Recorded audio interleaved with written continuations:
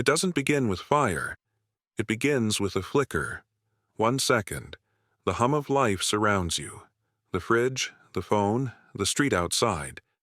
Then silence crawls in, slow and absolute. The lights die.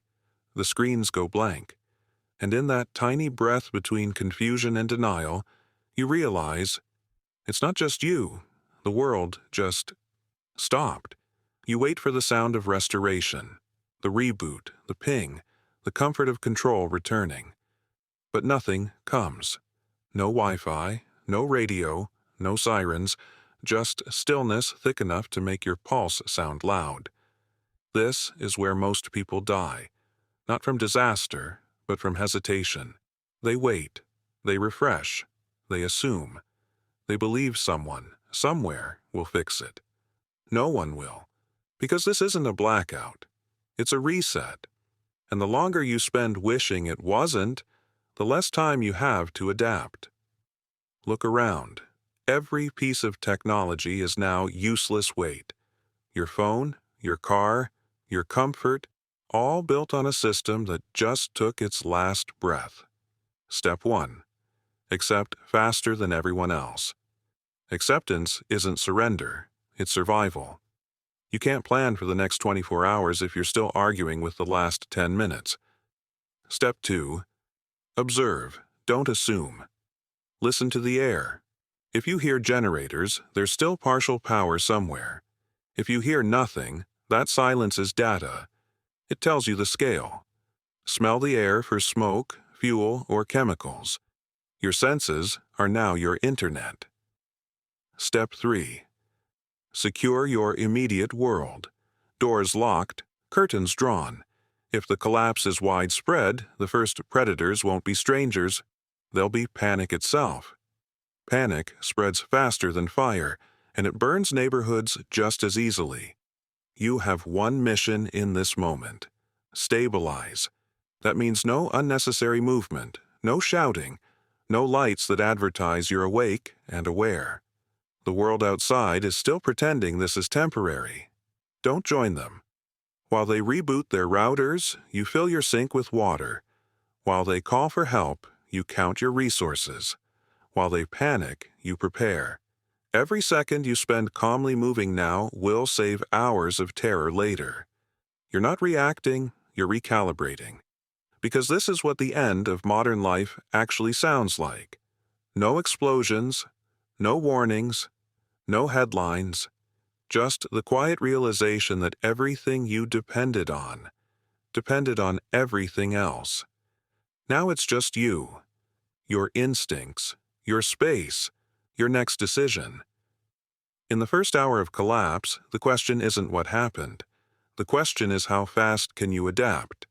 The world just taught you something in silence. Safety was never guaranteed. It was scheduled, and the schedule just ended. The first hour decides who lives to see the next day. Not because the world kills you that fast, but because panic does. This is the golden hour, the short window between realization and reaction, the hour where the ones who prepare move silently, and the ones who don't start screaming for help that will never come. Your priorities are simple: information and water. Everything else can wait. Start with information. Forget the internet. It's gone. Forget your phone. It's a mirror now. You need real data. Step outside. Listen. The soundscape tells the story. If you hear engines, generators, dogs barking, civilization is limping, not dead. If the silence feels thick, like a blanket over everything, that's collapse. Listen for direction, the faint hum of power lines, the low echo of machinery. If you hear nothing mechanical, you're off the grid entirely. Check the horizon. Smoke means chaos. Light means life. Both mean risk. You're not running yet. You're reading. Your safety depends on how well you interpret the silence.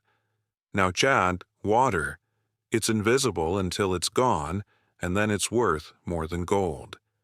Every second that the grid still gives you pressure is a gift. Use it. Fill sinks, tubs, pots, bottles, pans, even trash bags if you have to. It doesn't matter what it looks like, water can be cleaned. But once the pipes cough air, you'll never hear that flow again. You can survive 3 weeks without food, 3 days without water, 3 hours in cold. But you won't survive 3 minutes of denial. So move, quietly, efficiently, no wasted energy. Next, inventory. Write it down, don't trust your brain. Adrenaline lies. List every resource you have: food, medicine, fuel, batteries, tools. Put them where you can see them. When panic tries to blind you, lists will anchor you. If you have people, assign tasks. Everyone moves, no one wonders. Stillness invites fear, and fear multiplies in groups. Motion turns fear into focus. Stay small, stay unseen.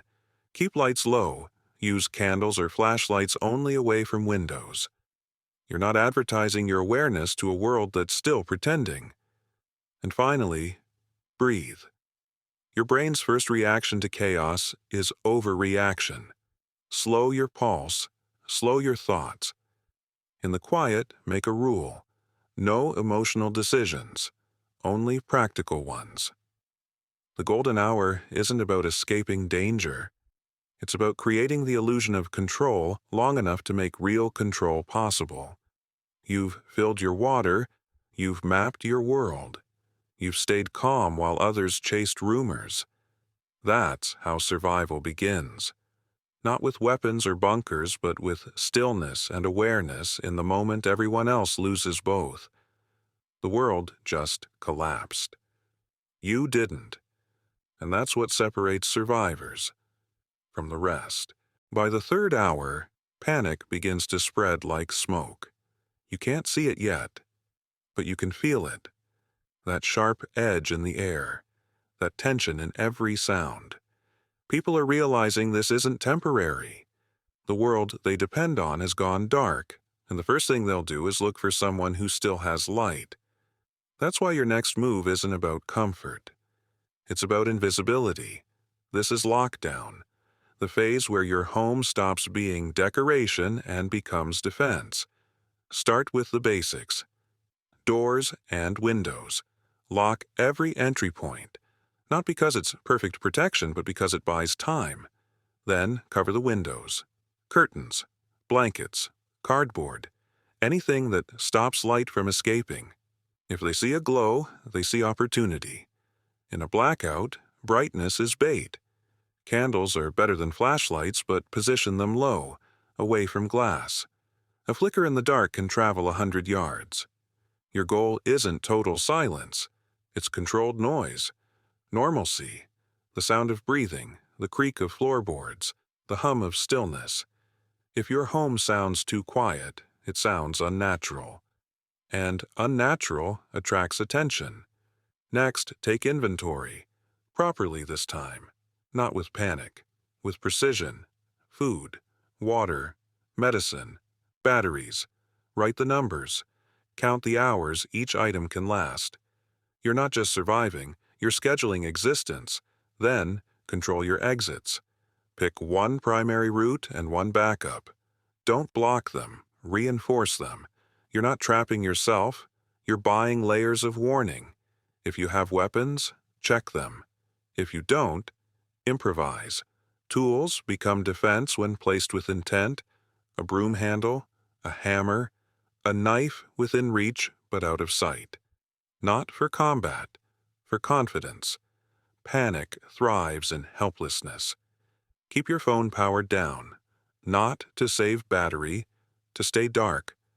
Desperation makes people hunt for signals, and light from a charging screen is as loud as a scream in silence. Now, control your people. Families panic faster than strangers. Assign tasks. One checks supplies, one listens near the window, one stays calm. Fear needs somewhere to go. Give it structure. Structure turns panic into purpose. Then listen. Outside, you'll start to hear movement, doors slamming, footsteps, shouting. That's the sound of denial cracking. You're ahead of them now. Stay that way. No heroics, no noise. You're not saving the world tonight. You're saving space. Your space. Lockdown isn't about waiting for help. It's about surviving long enough to stop needing it. When the world outside begins to shake apart, your job is to make one place, just one, that doesn't. Because when everything collapses, home isn't where you live anymore. It's what you defend. By hour 6, the world outside your walls starts to wake up, not with answers, but with fear. You'll hear doors opening, people calling out names, engines turning over and dying again. It's the sound of a society realizing it's on its own. This is the neighborhood test. The moment when the world decides who's calm enough to think and who's desperate enough to take. Step to your window. Stay in the shadows. Watch. Don't reveal. You're not looking for danger. You're studying behavior. The man across the street who's checking on his family, safe. The one walking door to door, asking for help, uncertain. The one standing still, just watching houses. Dangerous. This is how it starts. People don't turn violent immediately. They turn curious first. And curiosity is the seed of desperation. If someone knocks, you don't open, you listen. Are they panicked, polite, practiced? There's a difference between a neighbor seeking company and a scavenger mapping routes for later. In the first hours, compassion is a currency, but give it to the wrong person, and you've just handed over a map to your supplies. If you have trusted neighbors, ones you know, make eye contact once. A subtle nod is enough. You don't need words yet. Words travel. If you must talk, talk outside with open air behind you. Never reveal what you have, only what you're willing to lose. Information is now your most dangerous possession. The less people know about you, the safer you are. Let the neighborhood wonder. Uncertainty protects you more than kindness ever will. You'll start to hear rumors, gunfire in the next town, a government announcement that never airs, people claiming to know what's happening. Don't believe any of it. In collapse, fear becomes news, and everyone becomes a reporter. This is the stage where panic disguises itself as teamwork. Groups will form quickly, promising safety, supplies, and unity. But unity built on fear collapses faster than the grid. They'll want to share until they run out. Then they'll remember who still has something left. So you move quietly. If you must leave the house, move with purpose. Eyes low, bag small, steps soft. You're not sneaking. You're erasing evidence that you exist. The first 10 hours are a filter. The loud will attract attention. The reckless will vanish. The desperate will take from each other. And the prepared will watch. The neighborhood test isn't about paranoia. It's about patience. In the end, you'll know who you can trust by who isn't trying to find out if they can trust you. Stay unseen. Stay unspoken. Stay alive. Because the collapse doesn't begin with violence. It begins with neighbors knocking. And some knocks you never answer. By the 10th hour, the sun begins to fall. And that's when everything changes. Because the night in a collapsed world isn't just dark, it's alive. Every sound grows teeth. Every shadow feels like it's watching back. And for the first time, you understand why ancient humans feared the dark. This is the blackout hours, the stretch of time where civilization's mask finally slips, when people stop asking questions and start taking chances. Outside, movement begins to change rhythm. The curious wanderers from earlier become shapes now, slow, cautious, listening. The neighborhood that felt familiar during daylight feels foreign now, like a movie set left abandoned mid-scene. You'll hear sounds you can't place, a car door closing softly, glass breaking 2 streets over, the whine of a generator that shuts off as soon as it starts. That's not chaos. Not yet. That's rehearsal. Inside, your world must shrink. The less space you occupy, the safer you become. Choose one room, the most defensible one, fewest windows, closest to your supplies. This becomes your safe zone. No lights near glass, no fires without cover. Candles go behind furniture or inside containers that mask their glow. Light is no longer comfort. It's a beacon. Don't go to the window. If something happens outside, you'll want to look. Don't. Curiosity in collapse is suicide. You don't need to know what's out there. You only need to know that it's not you. Keep a single light near where you sleep, dim and low. Your eyes will adjust. Your brain will resist. You'll feel the pull to turn everything back on, to pretend for one night that the world still works. Fight that instinct. Pretending is what gets people found. Noise discipline is your next rule. No loud talking, no banging. Even a dropped can echoes like thunder now. If you must communicate, whisper directly into someone's ear. Use signals, hand motions, stillness. Eat quietly. Move slowly. Time your movements with distant sounds. A gust of wind, a dog bark, a car alarm somewhere far away. Use the chaos of others to mask your own survival. Sleep in short shifts. 2 hours at a time, no more. Your body doesn't need rest. It needs readiness. If you're alone, sleep with your back to a wall and your face toward the entrance. If you have others, rotate watch silently. As night deepens, your thoughts will turn on you. You'll think about the people outside, the ones shouting for help. You'll want to open the door. You'll imagine yourself in their place. That's empathy, and empathy will kill you before violence ever does. Let the world outside burn in its confusion. You stay still, you stay unseen. Because in the blackout, there are no heroes, only those who hide well enough to see the sunrise. When the first light returns, it doesn't bring comfort. It brings truth. The sun doesn't rise. It struggles through the horizon like it's tired too. The sky isn't blue anymore. It's gray, dull, colorless, like the world forgot how to be alive. You've made it through the night. But survival doesn't feel like victory.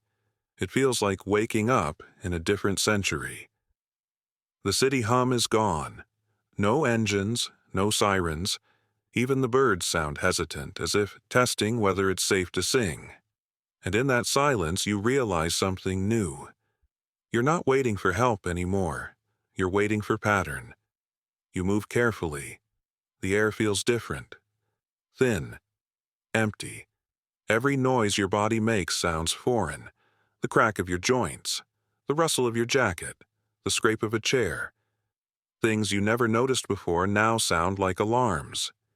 Check your perimeter. Look for signs of movement. Footprints. Open doors. Missing things. The world outside your house is a map of last night's panic. Every detail matters. The missing trash can. The fresh dent in a fence. The streetlight still swinging in the breeze. Evidence of life, or what's left of it. If you step outside, do it slowly. You're not exploring, you're assessing. The air might be calm, but people aren't. The first 24 hours turn good people into something else, something calculating. You'll see them, wandering figures in the distance. Some move fast, desperate. Others just stand still, staring. Everyone's looking for something they lost. Connection, power, certainty. Don't offer them yours. If you had neighbors, check quietly. A curtain slightly moved? Someone's still there. A door wide open? Someone isn't. Don't play hero. Don't investigate sounds. Curiosity is how you get written out of the story. Focus on routine. Drink water. Eat something small. Reset your inventory. The collapse doesn't end in a day. it settles in like a disease. Routine keeps your mind from catching it. If you're with others, morning is when cracks appear. Exhaustion turns teamwork into tension. Keep everyone busy. Idle people think too much, and thinking breeds fear. Fear breeds mistakes. Step outside once more. Breathe in the cold air. Notice how the wind feels cleaner. Not better, just emptier. That's what a world without industry smells like. Pure and poisonous in its silence. You've made it past the noise and into the quiet. That's rarer than you think. But don't mistake quiet for safety. The real danger begins now, when the desperate grow hungry and the brave grow tired. The night separated the weak from the strong. The morning separates the hopeful from the prepared. You survived the first darkness. Now you survive the daylight that doesn't care you did. You've made it 24 hours, and that doesn't sound like much, but in collapse, time stretches. Every second feels like a question, and surviving a single day means you've already answered most of them. But survival doesn't reward strength. It rewards adjustment. You're not who you were yesterday. That version of you died with the grid, the one who waited for help, trusted the noise, and believed order was permanent. Now you understand the new rule of 24. Every day after the first is a copy of the first until you build something different. Morning isn't safety, it's reset. You wake up in the same silence, with the same hunger and the same decisions waiting to be made again. Check your water, check your food, check your mind. Because these are your 3 pillars now, and the collapse doesn't need to kill you if neglect can. You'll start to notice patterns. Which houses stayed quiet? Which ones didn't make it through the night? Which people still move with purpose, and which wander with empty eyes? The world didn't end. It just divided. There's no government to call, no routine to rely on, no guarantees left, only momentum. And momentum in survival is everything. The first 24 hours are about reaction. The next 24 are about rhythm. This is where adaptation begins. Now you start thinking in loops, not hours, but cycles. Eat, clean, move, rest, check perimeter. Over and over until it becomes instinct. Because instinct outlives hope. And in collapse, hope is optional. Instinct isn't. You've seen what happens when the world stops. The power dies. The noise fades. The systems collapse. But inside you, something else switched on. Awareness, the part of your mind that remembers you were built for this, to endure, to outlast, to begin again when everything else ends. That's what survival really is. Not fighting nature, but returning to it. Understanding that you were always supposed to rely on yourself. That the walls, the lights, the networks, they were just tools. Now the tools are gone, and the human remains. Look around at what's left. It's not ruins. It's raw material. Every collapse hides the blueprint of a smaller, simpler world. One where survival isn't an achievement. It's the default setting. You've passed the test of 24 hours. Not because you fought harder than anyone else, but because you accepted sooner. And tomorrow, when you wake up to the same gray sky, you'll already know what to do. You won't panic, you won't hesitate, you'll move, think, adapt. Because you've learned the first rule of collapse, the world doesn't end when the lights go out. It ends when you stop acting like they will ever come back on.